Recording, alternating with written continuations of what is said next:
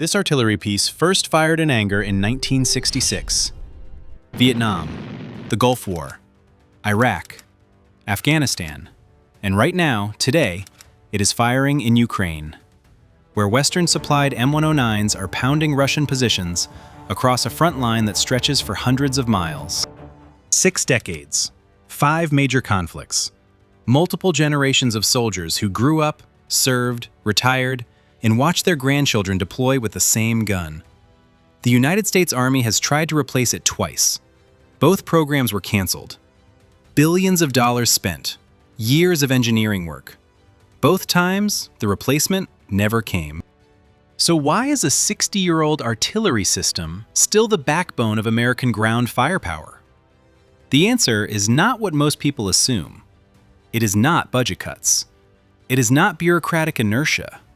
The dark reason the M109 is still in service is that every time the Army tried to build something better, the wars it was fighting kept proving that better did not exist. The M109 was not built to fight the wars it ended up fighting. The year was 1961. The Cold War was at its most dangerous. American military planners believed the next major conflict would be a massive armored collision on the plains of Western Europe, with Soviet tank columns pouring through the Fulda Gap into West Germany. Artillery in that scenario had one primary job: deliver nuclear warheads. Not a figure of speech, the M109 was designed from the start to accommodate tactical nuclear shells, rounds capable of delivering a battlefield explosion measured in fractions of a kiloton, devastating enough to obliterate an entire armored formation. Conventional artillery was a secondary role. The real mission was nuclear fire support. This shaped every design decision. The M109 needed to be mobile, fast enough to shoot and move before Soviet counter-battery radar could locate it and fire back.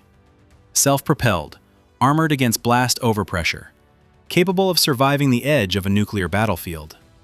It needed to operate independently, with minimal logistical support. Precision was never the point. Sustained conventional fire was never the point. One catastrophic round, then move. The Cold War confrontation in Europe never happened. Instead, in 1966, the first M109s deployed to Vietnam, and the gun built for nuclear warfare on the European plains found itself trying to support infantry patrols in triple canopy jungle. It worked. Not perfectly, but well enough. The jungle negated the long-range fires the M109 was built for, so crews adapted. Direct support, close fire, illumination missions at night to give infantry a fighting chance in ambushes they never saw coming. Artillerymen rewrote their own doctrine on the fly, adapting a nuclear-age weapon to a guerrilla war in real time. The Army's own after-action reports from Vietnam are blunt about this. The M109 was overweight for jungle terrain, its range was often irrelevant at the distances being fought, and its crew requirements strained supply lines not designed around it. None of that stopped it from being useful. Batteries set up on firebases across the Central Highlands and the Mekong Delta, rotating their fire arcs through 360 degrees, providing the kind of responsive support that towed artillery simply could not. Soldiers in the field called for it. That is the only performance metric that matters in a war. Picture a fire base in Quang Tri Province, 1968. The perimeter is a circle of sandbags and wire in the middle of nothing. The M109s are positioned inside, guns pointing outward in every direction. A radio call comes in. Infantry contact 2 kilometers north, troops in the open, fire mission immediate. The crew is on the gun in seconds. Because the turret traverses a full 360 degrees, there is no repositioning, no time lost realigning the vehicle. The round is in the air before the infantry unit has finished adjusting their position report.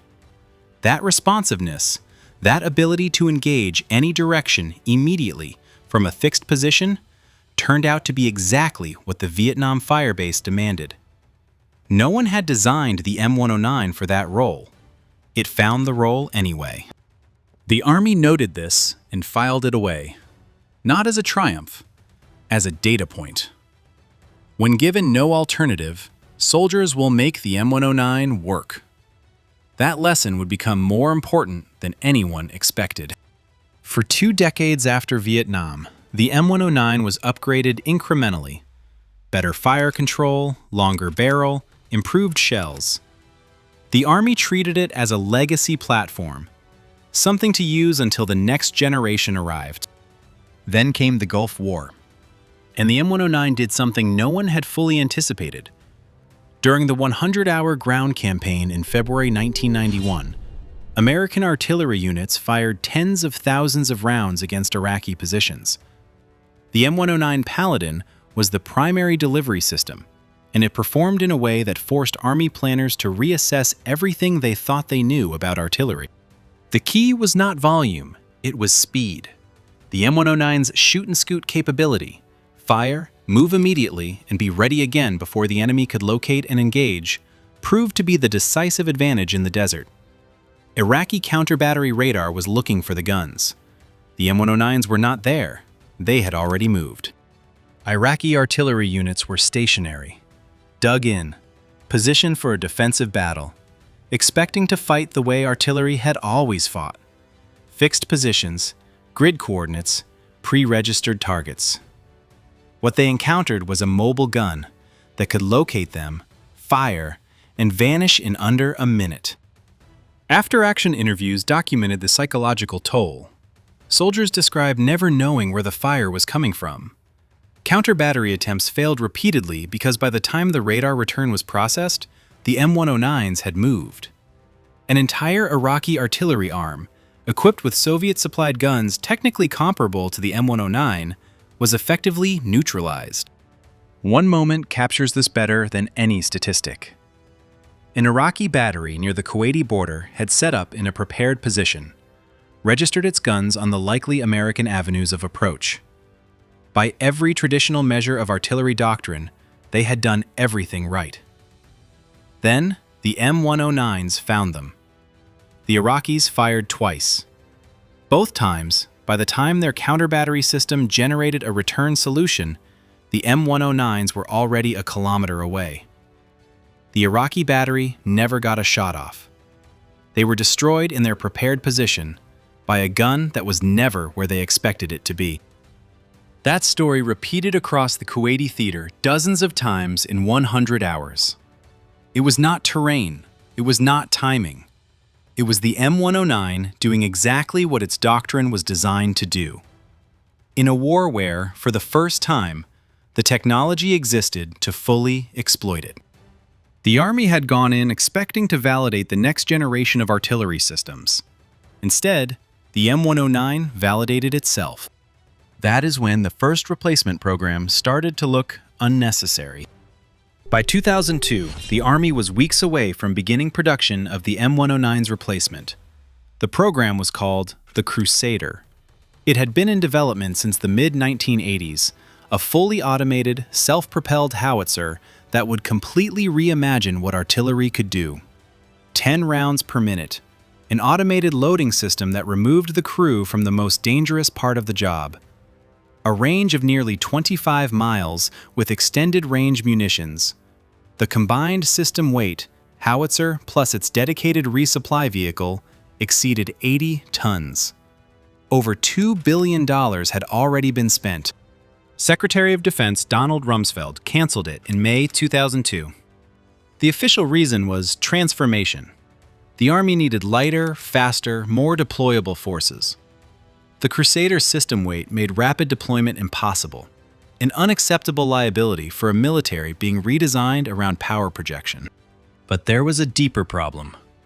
The wars that had just started in Afghanistan and were about to start in Iraq were not the wars the Crusader was designed for.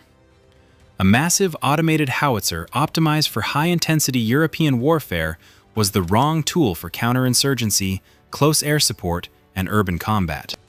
The M109 was the right tool, so the Army tried again. The non-line-of-sight cannon, NLOS cannon, was part of the Future Combat Systems program, the most ambitious modernization effort in decades. Smaller, lighter, fully networked, everything the Crusader was not. The vision behind it was genuine. Future Combat Systems was not just a weapons program. It was an attempt to redesign how the Army fought. Networked vehicles sharing targeting data in real time, reducing the sensor-to-shooter gap from minutes to seconds. The NLOS cannon sat at the center of that concept. A gun that could receive targeting data from an unmanned aerial vehicle overhead and put a round on target within seconds of the request. On paper, it made the M109 look like a museum piece.